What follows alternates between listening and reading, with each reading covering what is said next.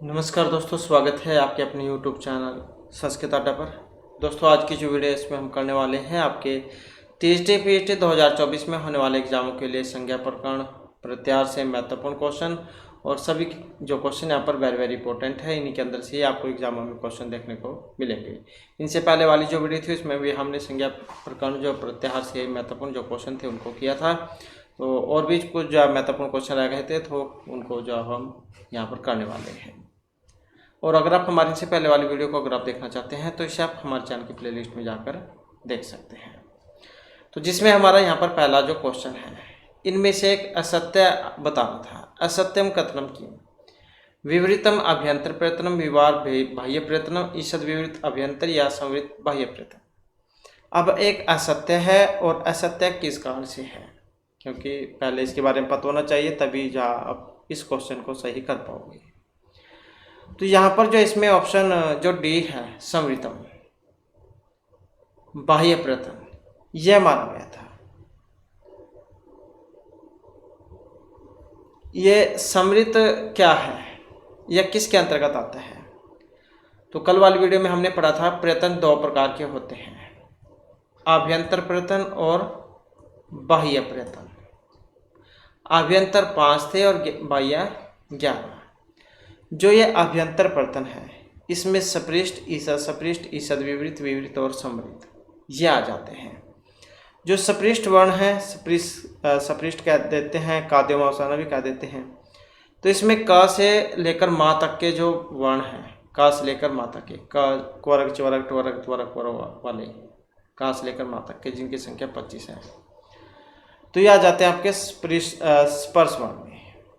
इसके बाद जो ईषद सपृष्ठ वर्ण है, इसमें आपके जो अंतस्थ वर्ण होते हैं या रा लावा ये वाले आ जाते हैं, जिनकी संख्या 4 होती है।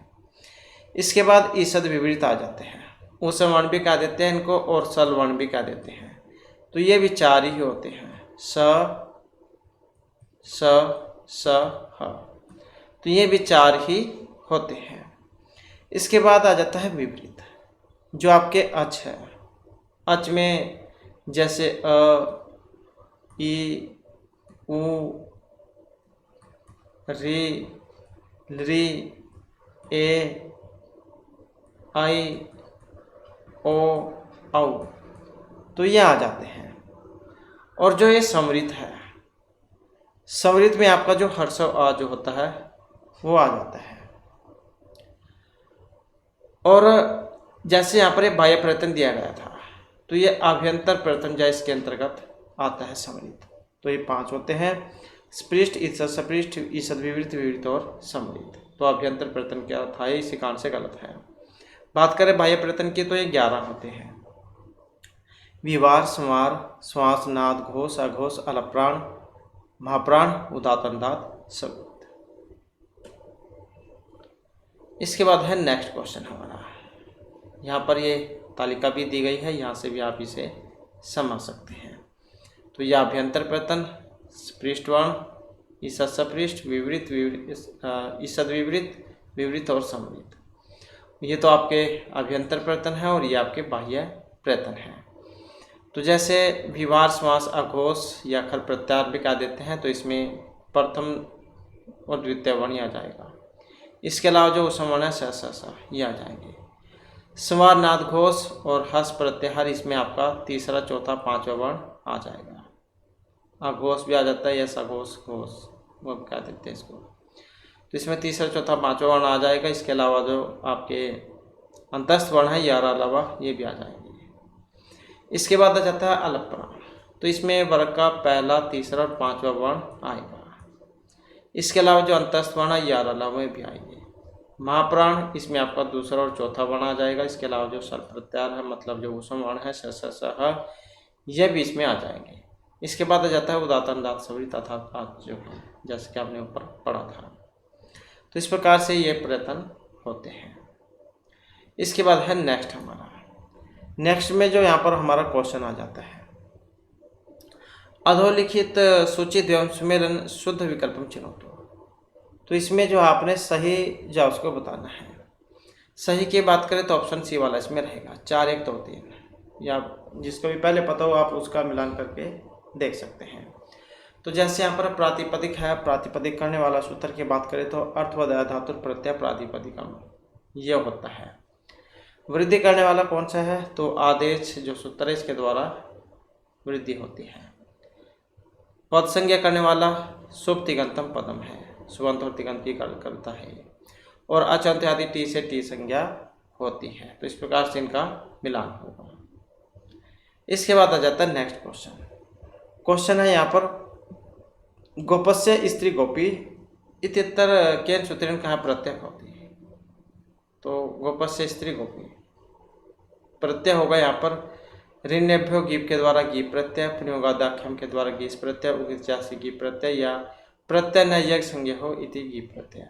तो इसमें गोपी में कौन से प्रत्यय यहाँ पर लगेगा, और यहाँ पर जो इसमें लगा है ऑप्शन बी में जो दिया गया है पुण्योगादाख्यम ये वाला सूत्र है, गीस प्रत्यय करेगा, गीस का बड़ी ई दीर्घ ई शेष बसता है। तो इस प्रकार से ये हल होगा।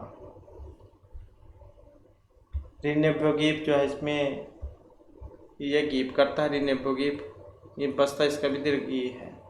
इसमें जो आपकी कर्तरी दंडिनी राजी सुनी ये वाले आ जाते हैं, और उगित क्या करता है ये भी आपका गीप ही है, इसमें भी ये दीर्घ ई ही शेष बसता है। नदी, चौरी, देवी, ग्राही ये वाले इसके रूप है। नेक्स्ट क्वेश्चन आ जाता है सरसीजम। सरसीजम जो है इत्यतर का प्रत्यय है, प्रत्यय कौन सा है इसमें। तो यहाँ पर जो है इसमें ऑप्शन रहेगा ये वाला, तो ड जो है यहाँ पर प्रत्यय है इसमें। सप्तम्याम जनेर है ये एक सूत्र है जो ड प्रत्यय करता है, ड का अशेष बचता है। सरसीजम में सरसी जन और ड ये वाला बनेगा, सरसी जन धातु और ड प्रत्यय, ड जो है इसका अशेष बच जाएगा। इसके बाद आ जाता है नेक्स्ट हमारा, नेक्स्ट में आ जाता है संस्कृत व्याकरण प्रत्याहारा नाम संख्या किए थे। संस्कृत व्याकरण में जो प्रत्याहार है इनकी संख्या होती है। ये प्रत्याहार हमने इनसे पहले वाली वीडियो में किए थे, तो अगर आपने अभी तक नहीं देखे हैं तो आप जो इनको हमारे पुराने वाली वीडियो में देख सकते हैं। प्रत्याहार का निर्माण कैसे होता है, जो भगवान शिव के डमरू से जो 14 मेश्वर सूत्र निकले थे आयुन लिरिक वाले, तो उन्हीं से जा प्रत्याहार का निर्माण होता है। जैसे अ ई उ अण ये वाला है। अगर हम यहाँ पर अण प्रत्याहार को ले तो जितने भी हालात होते हैं इनका सभी का लोप हो जाता है, इनसे पहले वाले मान लिए जाते हैं। तो ये 3 होते हैं अ ई उ ऐसे। और अगर यहाँ पर अक जोड़ दिया जाए अक, तो कैसे होगा आई उण री री और का, इसका लोप हो जाएगा, ये अ और का इसके अंदर का, फिर ये आई अ ई उ री और लरी ये वाले और इसमें जुड़ जाएंगे। तो इस प्रकार से प्रत्याहार बनते हैं। तो यहाँ पर क्वेश्चन था कि संस्कृत व्याकरण जो है इसमें महर्षि पाणिनि के अनुसार प्रत्याहार की संख्या है, तो इनकी संख्या यहाँ पर इसमें कितनी है, तो यही जो यहाँ पर बताना है। और इसमें जो ऑप्शन सी वाला रहेगा, तो 43 जो है यहाँ पर इसमें मानी गई है। प्रत्याहार का मतलब होता है संक्षिप्त करना। आदिरांतेन संहिता ये वाला सूत्र है, आदिवर्ण अंतिम इत वर्ण के साथ मिलकर प्रत्याहार बनाता है, जो आदिवर्ण एवं इत संज्ञक अंतिम वर्ण के पूर्व आए हुए वर्णों का समष्टि रूप में बोध कराता है। तो ये 43 है। नेक्स्ट आ जाता है हमारा कर्ण संज्ञा भवति। कर्ण संज्ञा वाला यहाँ पर इसमें कौन सा है, तो ये कर्तुर इप्सितम है, साधकतमम है, क्रिया विपरीतस्य या अधिकरण है। तो इसमें जो है कर्ण संज्ञा किसके द्वारा होगी, जो ऑप्शन बी में दिया गया है कर्तुर, इसके द्वारा कर्म संज्ञा होती है। ये इसके द्वारा साधकतम से कर्ण संज्ञा होती है। क्रिया की सिद्धि में जो सहायक होगा उसकी कर्ण संज्ञा होगी। यह क्रिया यम अभिप्रति संप्रदानम। इसके बाद है अवधान संज्ञा विधानम न करोति। अवधान संज्ञा का विधान नहीं करता है। द्रुम अपाय अपदानम से प्रिय ईप्सित है, भुआ पर भुआ चाहिए अवान अर्थानाम ईप्सित है। तो अपदान संज्ञा का विधान नहीं करता है, तो कौन सा है यहाँ पर, और जो ऑप्शन बी में दिए गए हैं स्प्रीहेर इप्सित है। मतलब कहने का मतलब है कि यहाँ पर जो पंचमी विभक्ति जो होती है प्रधान कारक में वो एक यहाँ पर नहीं लगी है। तो सूत्र कौन सा है इसमें? तो जो ऑप्शन बी में यहाँ पर दिया गया है स्प्रीहेर इप्सित है, क्योंकि इसके योग में जो चतुर्थी विभक्ति जो है वो लगती है स्प्रिय धातु के योग में। पुष्पेभ्य है स्प्रीहति, तो इसी कारण से ये अलग है। इसके बाद आ जाता है नेक्स्ट हमारा, नेक्स्ट में आ जाता है अच प्रत्याहार न बोधित भवति, च रि अ य ए, अच प्रत्याहार। तो ये वही है अयून रिलिक ए ओं आई औच। तो ये इसके अंदर के जितने भी वर्ण हैं हलंत वाले छोड़कर वे आ जाएंगे अच में। अब इसमें नहीं है तो कौन सा है? और जो यहाँ पर ऑप्शन ए में दिया गया है ये जो च जो है यही नहीं है, क्योंकि इसमें अ आई ओण रिलिक ए ओं आई औच ये आ जाते हैं, क्योंकि चा जो हलंत वाला वो आपने नहीं लगाना है। नेक्स्ट आ जाता है यहाँ पर कर्म संज्ञा विधायक सूत्रम नास्ति। अब जो कर्म संज्ञा वाला है वो एक नहीं है। अब इनमें कौन सा है? तो कर्म संज्ञा की बात करें तो जो यहाँ पर ऑप्शन डी में जो दिया गया है सायुक्त या प्रधानम, तो यही नहीं है, क्योंकि ये सह जो वाला है तो इसके योग में तृतीय विभक्ति लगती है। सह साकम सार्धम समम तृतीय विभक्ति होते हैं इनमें। और जो यहाँ पर दिए गए हैं जैसे अभिनिविशेष है और तथा युक्तम च निश्चितम है, कथितम च है, तो इनके योग में द्वितीय विभक्ति लगती है। इसके बाद आ जाता है नेक्स्ट क्वेश्चन हमारा। क्वेश्चन है लोप संज्ञा विधायक सूत्रम अस्ति। अब यहाँ पर लोप संज्ञा करने वाला सूत्र है इसमें तस्य लोप है, दर्शनम लोप है, हलंतम या आदिरंतेन संहिता। और लोप संज्ञा करने वाला जो सूत्र ऑप्शन सी में जो दिया गया है, तो ये जो अदर्शनम लोप है जो है यही लोप करता है। आदिरंतेन संहिता क्या करता है? आदिवर्ण अंतिम वर्ण के साथ मिलकर प्रत्याहार बनाता है। जो आदिवर्ण एवं इत संज्ञक अंतिम वर्ण के पूर्ववाही वर्णों का समष्टि रूप में बोध कराता है। हलंत्यम उपदेश अंत्यम हलित स्यात्, मतलब उपदेश में अंतिम व्यंजन वर्ण इत संज्ञक होते हैं, लेकिन विभक्ति में अंतिमतः स म का लोप नहीं होता। तो लोप संज्ञा करने वाला बस आपने याद रखना है आदर्शनम लोप है। इसके बाद है नेक्स्ट हमारा, नेक्स्ट में आ जाता है यहाँ पर मिलान करने वाला। तो वैसे ही जिसका पहले पता उसी का आप मिलान करके देख सकते हैं। तो अचोन्त आदि टी से टी संज्ञा होती है, तो बी का 3 में देख सकते हैं यहाँ पर कौन सा है। तो मतलब ख तीसरा ये हो जाएगा, यहाँ पर भी है, यहाँ पर भी है। इसके बाद हमने नेक्स्ट देखना होगा अलो अंत्यात पूर्व उपता। अब ए का 4 में देख सकते हैं कौन सा है। ए का 4 में सिर्फ यही है, तो इसका मतलब जो हमारा यही से आंसर हो जाएगा। अलो अंत्यात पूर्व उपदा से उपदा संज्ञा होती है, अचो अंत्यादि टी से टी संज्ञा होती है, अप्रिक्त एकाल प्रत्यय से अप्रिक्त संज्ञा होती है, और ने सिद्ध विकल्पों से विभाषा होती है। तो इस प्रकार से जो यहाँ पर इनका मिलान होगा। इसके बाद है नेक्स्ट क्वेश्चन। यहाँ पर क्वेश्चन आ जाता है अभ्यंतर प्रयत्न अनुसारण को इत्यस्य उदित है ध्वनि वर्ग अस्ति। को इत्यस्य उदित ध्वनि वर्ग स्पर्श संघर्षी, संघर्षी, स्पर्श या पार्श्वी में है। तो यहाँ पर इसका देखें तो ऑप्शन है हमारा डी वाला। तो कौन सा है? को चोटो तो को, क्वरक चवरक ट्वरक पोरक। वैसे नहीं आपको ये समझ में आया हो तो क्वरक चवरक ट्वरक पोरक इनसे आप समझ सकते हैं। तो स्पर्श वर्ण जो होते हैं उसके अंतर्गत ये आता है। तो हो सकता है को से यहाँ पर आपकी समझ में ना आए हो, क्वरग से आप समझ सकते हैं क ख ग घ ग। नेक्स्ट आ जाता है जक्ष्याद्य है सट इतने विधियाते। नदी संज्ञा, प्रगृह, अभ्यस्त या निष्ठा संख्या। तो क्या होती है इसे? कत वो तो निष्ठा जो सूत्र उससे होती है निष्ठा संज्ञा। और तो इसमें देखें तो कौन सा ऑप्शन सी वाला है। तो जक्सी इत्यादि है सट इतने निश्चय होगी अभ्यस्त संज्ञा।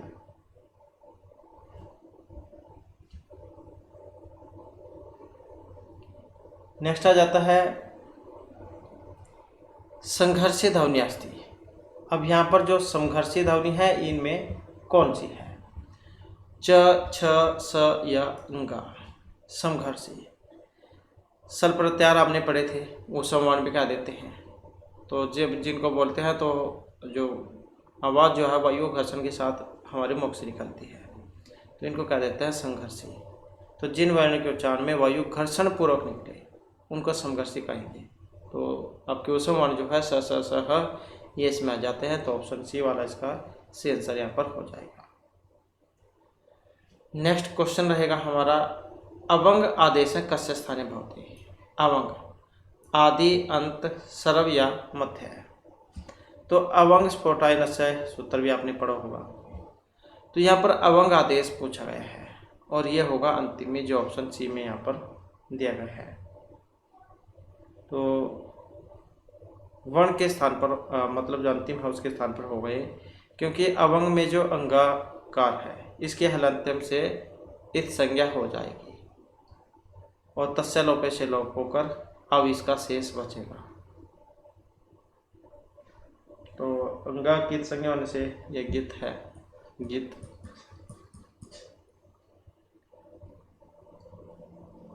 तो अंतिम वर्ण के स्थान पर होगा ये। नेक्स्ट है वृद्धि संज्ञा का वर्णास्थि। वृद्धि संज्ञक वर्ण है यहाँ पर। अब कौन सा है, और इसमें देखें तो हमारा जो आंसर है ऑप्शन आएगा बी वाला। तो कौन सा है यहाँ पर, आई जो आया है ये वृद्धि संज्ञक वर्ण है। जब अ या आ के बाद ए आए तो दोनों के स्थान में आई हो जाता है। कृष्ण एकत्वम। वृद्धि संज्ञा की पहचान क्या है, दो मात्राएं आपको देखने को मिलेंगी। जैसे कृष्ण एकत्वम है, कृष्ण प्लस में एकत्वम, कृष्ण ही एकत्वम बन जाएगा। गंगा प्लस में हिस्सा गंगा हिस्सा बन जाएगा। तो ये इसकी पहचान है। इसके बाद आ जाता है नेक्स्ट क्वेश्चन हमारा। क्वेश्चन है कि संस्कृत व्याकरण में इत संज्ञकस्य की भवति। संस्कृत व्याकरण में इत संज्ञक की होती है। तो ये आगम विप्रह वृद्धि या लोप है, इत संज्ञक। और यहाँ पर देखें तो ऑप्शन है हमारा डी वाला।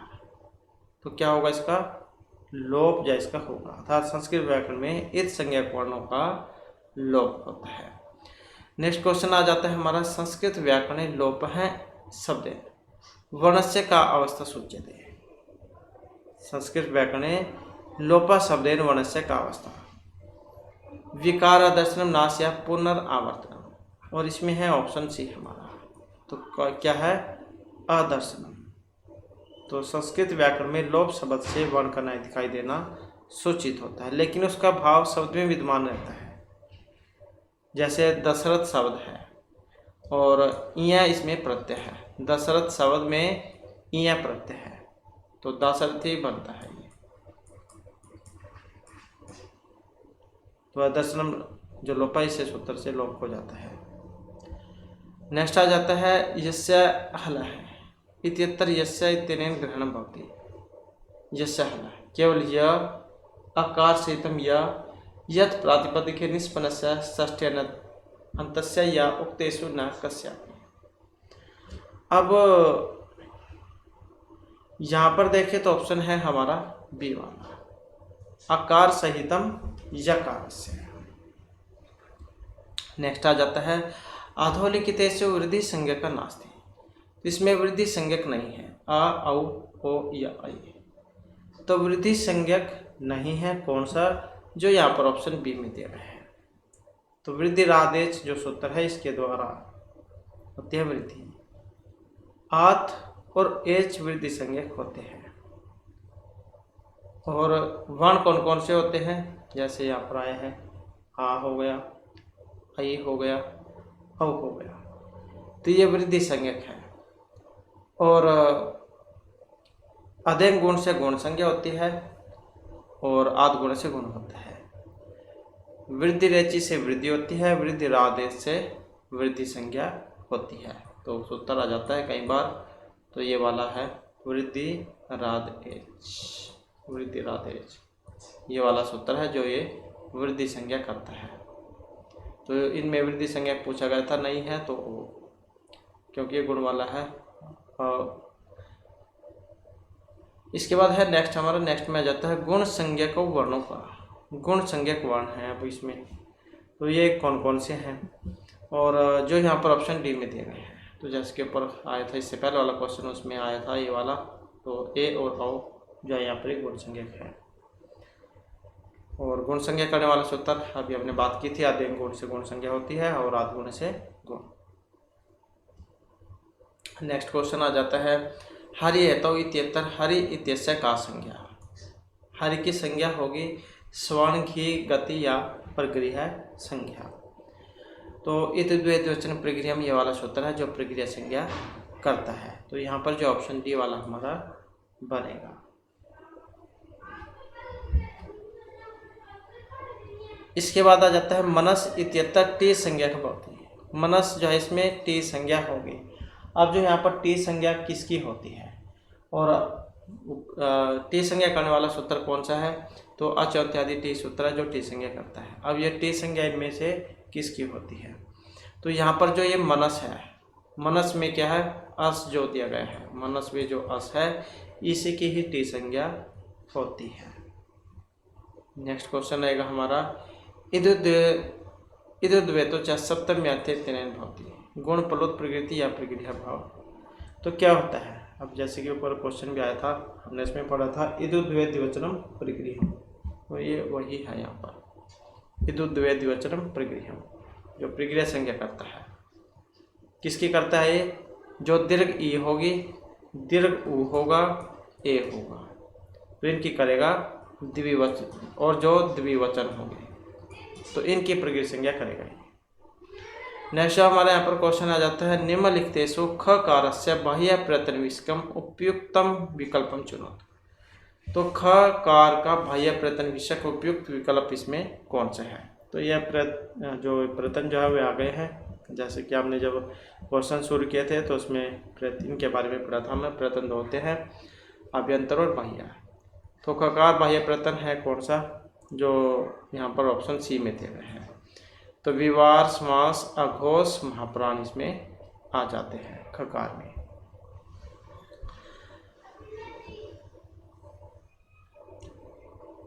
नेक्स्ट आ जाता है निम्नलिखितेषु नदी संज्ञक शब्दों वर्तते।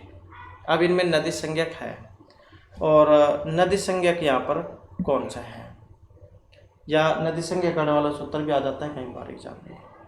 तो बात करें यहाँ पर नदी संज्ञक शब्द है तो कौन सा, ऑप्शन सी में जो दिया गया है गौरी पार्वती, ये क्या नदी संज्ञक है। और ये इस तरह की नदी एक सूत्र है जो आपका नदी संज्ञा करता है। दीर्घ इकारांत दीर्घ ओकारांत इनमें करेगा नदी संज्ञा, जिनका केवल स्त्रीलिंग में प्रयोग होता है। ऐसे जो शब्द है वो नित्य स्त्रीलिंग कहलाते हैं। नेक्स्ट आ जाता है ऐ औच इति सूत्राभ्याम असमर्थ्यात् एतेः समान संज्ञा भवति। और यहाँ पर अगर हम इसमें देखें तो जो हमारा शीर्षक ऑप्शन आएगा सी वाला। तो कौन सा इसमें ओ और औ ये आ जाते हैं, तो ओ और औ एतेः समान संज्ञा न भवति।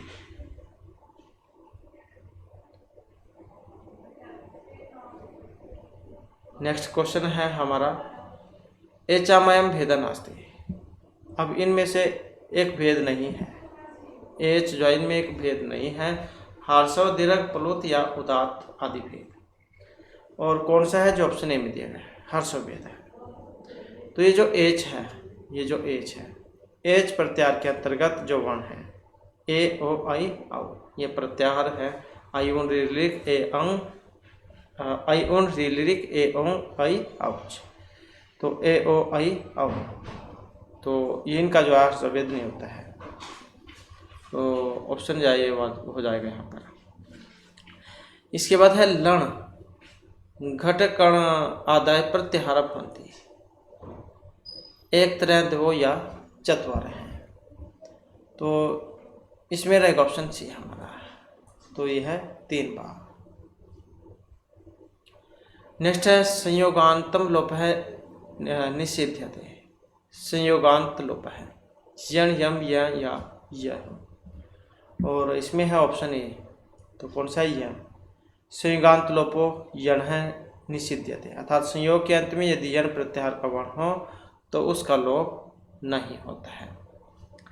नेक्स्ट आ जाता है चैत्रम चैत्रम गस्तीति वाक्यम वार्यते व्याकरणै परसंवेद निवेशात् फलाश्रयाभावात् एकस्य उभय संज्ञायाम असंभवात् पर या कर्तृ संज्ञा भातात्।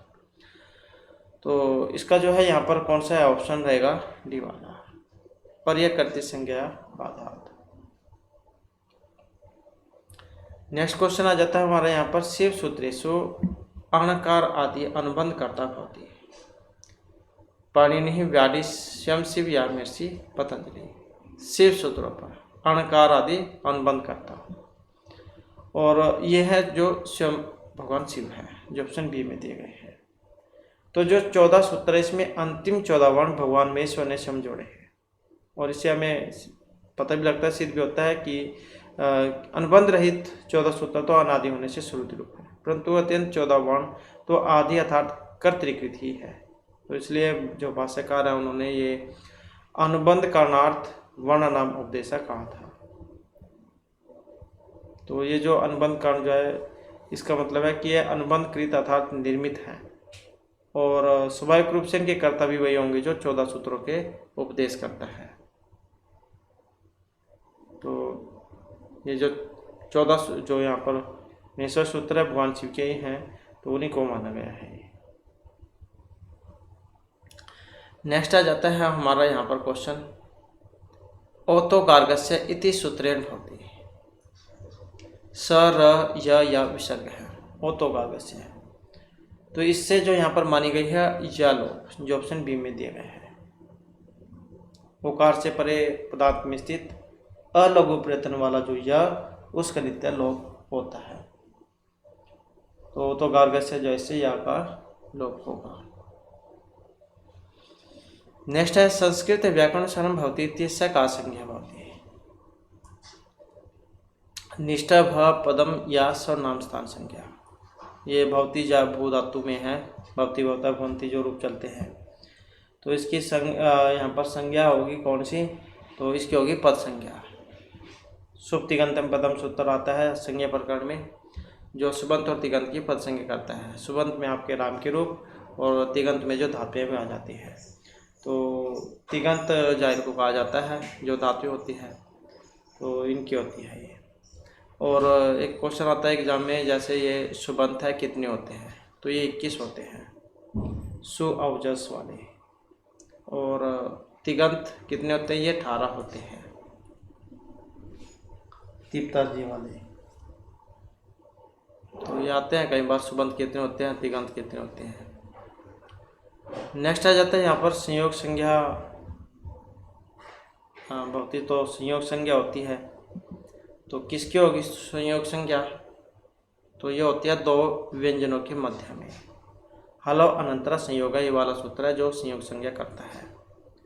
अजबीर व्यवहिता हला संयोग संज्ञा से, अचो के व्यवधान से रहित हलों की संयोग संज्ञा होती है। जो जिन दो व्यंजन के बीच में स्वर ना हो उन दोनों को मिलाकर संयोग संज्ञा होती है। शुद्ध विपात से रूप आपने पढ़ा होगा। तो संयोग मतलब मिलाना, तो दो व्यंजन की होगी। इसके बाद है प वर्ग से उच्चारण स्थान भवति। अब जो पूरक है इसका उच्चारण स्थान है ओष्ठ तालु दंत या कंठ, कौन सा है पूरक का। तो कल वाली वीडियो में भी हमने उच्चारण के बारे में पढ़ा था।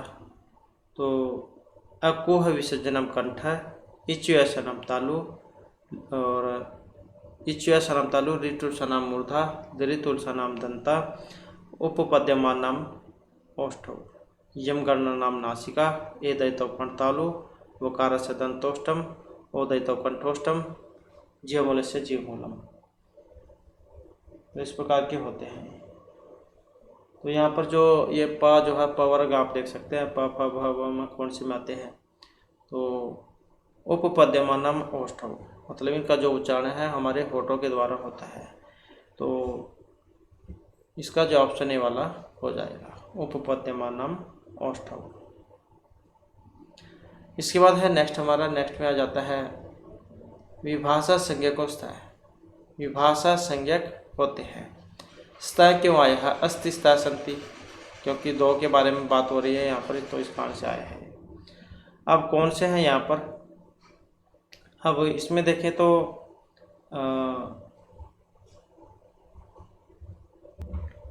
ए जो है यहाँ पर न और वाह ये इसमें आ जाएंगे। न व्यति विभाषा सूत्र है जो एक अर्थ है विभाषा संज्ञा। तो प्रतिशत और विकल्प की विभाषा संज्ञा होगी। विभाषा का मतलब क्या है, किसी कार्य का विकल्प से होना। जैसे आप बच्चों को क्वेश्चन देते हैं करने के लिए, तो दो क्वेश्चन आपने दे दिए और उसमें आप बीच में वाह लिख देते हैं, वाह या फिर अथवा, और कह देते हैं कि आप अपनी मर्जी से चाहे तो एक वाला कर लो या दो वाला कर लो। तो ये विकल्प है बच्चों को जो दिया जाता है। इसका मतलब अन्यत्र साम भी होता है, संस्कृत में कह देते हैं, तो इसका मतलब विकल्प से होता है।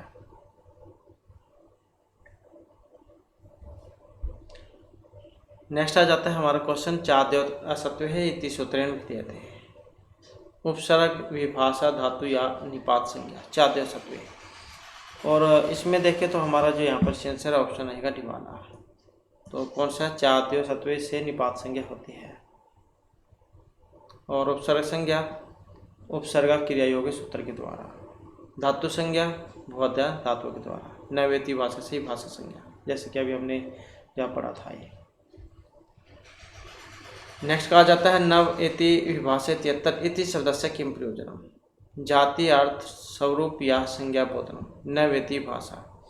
और इसका जो है ऑप्शन सी में रहेगा अर्थबोधनम। तो महत्वपूर्ण हो जाता है यहाँ पर क्वेश्चन। न और वा की भाषा संज्ञा होती है। यहाँ पर न का अर्थ निषेधात्मक तथा वा का अर्थ विकल्पात्मक होता है, इसलिए यहाँ पर नैवेती भाषा सूत्र अर्थबोधन के अर्थ में प्रयुक्त होता है। तो इसमें जो ऑप्शन यहाँ पर सी वाला हो जाएगा, नैवेती भाषा सूत्र है जो इसमें लगता है। नेक्स्ट आ जाता है हलंतिम इत्यत्र अन्य आश्रयाद दोष परिहाय भट्टोजी दीक्षित, इनका पक्ष विपरीत है। आवृत्ति तंत्रम समाहारद्वंद्व या एक शेष है। तो यहाँ पर जो इसमें देखें तो हमारा जो आंसर है ऑप्शन रहेगा ये वाला। तो क्या है, आवृत्ति। तो ये जो दोष है इसके निवारण के लिए भट्टोजी दीक्षित ने एक सरल अपनाया, सरल जो उपाय हो अपनाया था, हलंत्यम सूत्र की आवृत्ति। प्रथम सूत्र में केवल 14 सूत्र हल के अंत्यवर्ण लकार की संज्ञा की जाती है, और जो ये कौमुदी जो है इसमें पठित प्रथम सूत्र ही आवृत्त सूत्र है और दूसरा हलंत्यम है। तो ये सूत्र सर्वत्र हल प्रत्याहार महेश्वर सूत्र का जो अंतिम वर्ण है लकार उसकी संज्ञा इत संज्ञा करता है, मतलब संज्ञा को।